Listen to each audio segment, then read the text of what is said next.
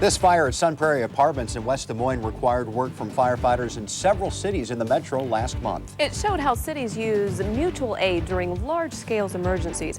But really, many Iowa cities are finding themselves calling for outside help because departments simply are running very short on firefighters. Now, one city has a new approach to increasing their numbers. If you live out in West Des Moines, you may have noticed this flyer in your last water bill. West Des Moines is looking for about 12 new volunteer firefighters, but the city is not the only one in central Iowa suffering from a firefighter shortage. Channel 13's Mark Township live in Studio B with more on this. Mark. Well, it's a low-paying job with unpredictable hours, and above all, it can be very dangerous, so it's no surprise that fire chiefs across the state are having a hard time recruiting these days. The sidewalk.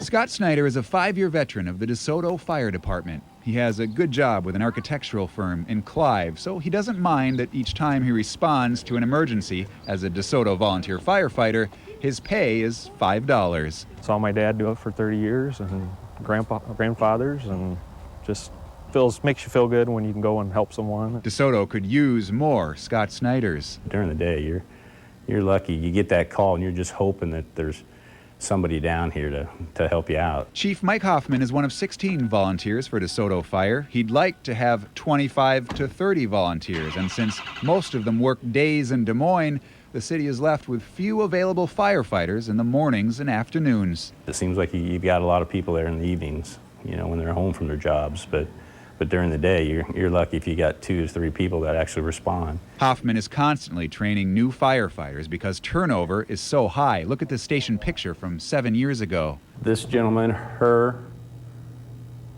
him, and him. There's 4 of them that are still in the department. For the DeSoto Fire Department, this void of volunteers is going to be an even bigger problem the next few years. We're on the west end of town here, where this development is going to bring 200 new homes to DeSoto, which will easily double the size of this town from 500 to over 1,000.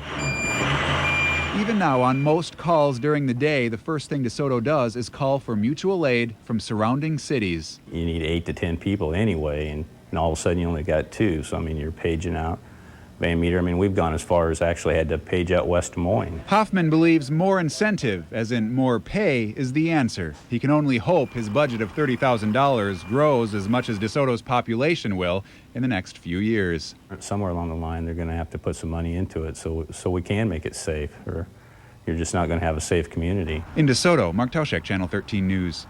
Each city has requirements for volunteer firefighters concerning how close they live to the nearest fire station. If you're interested, call the fire department in your city to find out the rules.